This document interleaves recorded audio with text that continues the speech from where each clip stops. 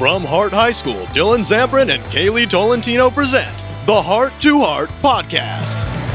Hello and welcome to the Hart to Hart Podcast. I'm your co-host, Kaylee Tolentino. And I'm your host, Dillon Zamperin. And today we are joined by Mrs. Keaton, one of our PE teachers here at Hart, and one of our two ASB directors. So welcome, Ms. Keaton, to our Hart to Hart Podcast. Thanks for having me, guys. Of course. So please tell us a little bit about yourself. Where did you grow up? Where did you go to college? All of that stuff. I grew up here in Santa Clarita. I went to Mountain View Elementary through to Rio, and then I graduated from Valencia High School.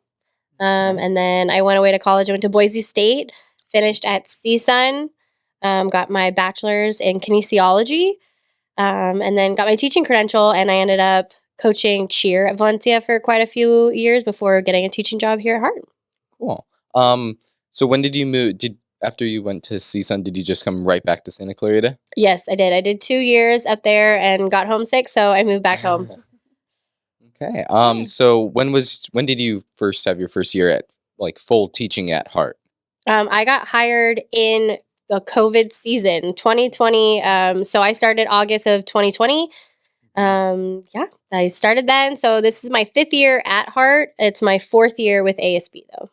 Why did you choose to become an ASB director? It was in that transition year where De La Maza, she had decided that she was going to stop being ASB director. And I've always been very involved with school and just helping with spirit. Because of cheer, I was just really invested in a lot of what brings the spirit to campus. When the position opened up, I just piqued my interest immediately. So I applied and here I am. What inspired you to be a cheer or a PE teacher? So actually, I wanted to be a doctor. I did sports med in high school, and I really loved that. And then I have a calling, when someone gets hurt, or even my son, if he falls down, it's an immediate reaction to want to help the situation. Yeah. Instead of fall back, I definitely go fight or flight. I fight mode. I go what can we do to help? Mm-hmm. But then when I got into Boise State and I was taking my classes, I was I don't think I actually want to spend the rest of my life in med school. So I decided to switch it up and do kinesiology, where I still got to do my sports medicine type vibe. Mm-hmm. But just athletic training, I'm I wasn't going to go that route. So it kind of took me a few years to figure out that I want to be a teacher and go in PE route. It kind of just took a couple elective classes in college, and it kind of helped me go. And then honestly, it was a health class in college. We had to get up in front of the whole lecture hall and do a presentation, here when, in school and the teachers ask you guys to do a group project. I got up there and I just started talking it was no big deal in front of a huge class. I was wow, maybe I should be a teacher. And that's where it went. Wow. Okay. So are you the main cheer coach here at Hart? No, that's Miss Meza. Mrs. Meza now. I almost Miss Wanjan. She is the advisor and the cheer coach there. They've got an awesome program, and she's been the coach here forever. So when I came over just strictly to teach. And then my second year, they asked me if I want to do ASB, and I ran with that. Yeah. So what classes do you teach this year at PE? What grade levels? I've got freshmen this year. Yeah. So there's 3 of us PE teachers, and there was enough. There was more freshmen than sophomores. So one of the teachers has all sophomores, and the Bernal and I split all the freshmen up. Okay. What's your favorite grade to teach for PE?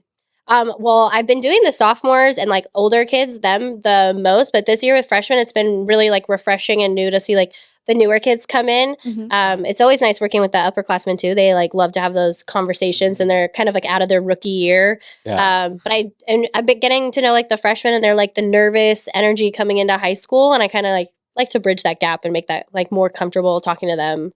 Yeah. Yeah. I think I see that also in ASB too. The older kids are more inclined to be with talking to other people compared to the younger classmen who are so strictly focused on my friend and then my other friend. But then I think as we grow older, we branch out more. Mm-hmm. I think it's that it's easier personally as we get older, I feel like. Oh yeah. Freshman year, it's survival mode. Yeah. How do I just survive?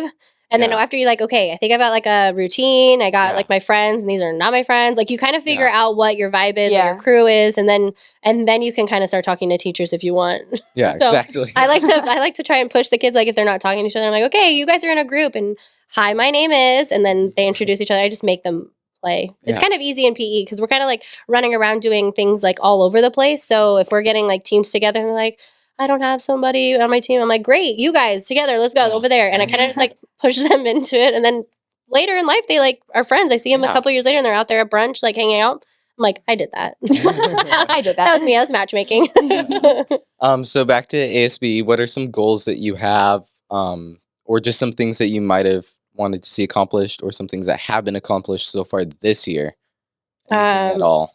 Okay, so Spirit has just been one thing that we're trying to get like people involved in Spirit, and I really feel like honestly adding the DJ to our football games, I think has really added like an extra level of getting kids like bought into the Spirit, like even at games and then coming to our rallies. I mean, something not exactly a goal, but I feel like something we accomplished a lot that we do in ASB is we adapt constantly. So we have a plan, we present it, and then something happens where we have an issue or just, we got to move locations, and we're just very quick on like adapting.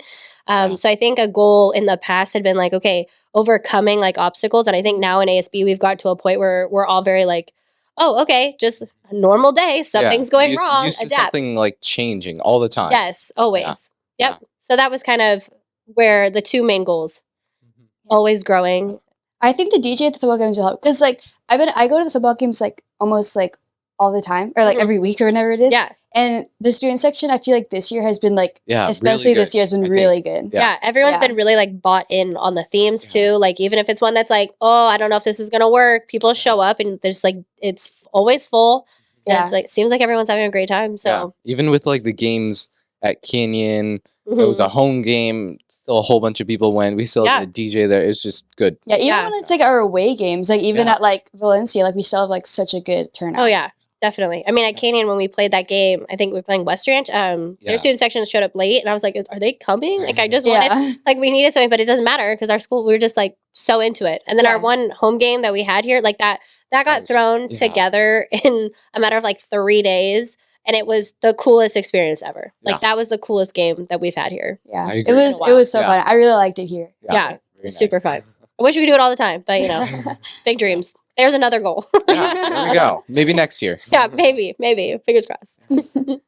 So in your free time, like personal life, home, what do you like to do? I know that you have a kid. Could you share his name? Yeah. And anything about him? Yeah. So I had, like all the things. I'm an open book. So last year I had my first baby. It's Michael. It's Michael Keaton. We call him Mikey, and he's got a mullet, and he's awesome. He's gonna be Evil Knievel tomorrow for Halloween because he's just a wild child. Yeah, thanks.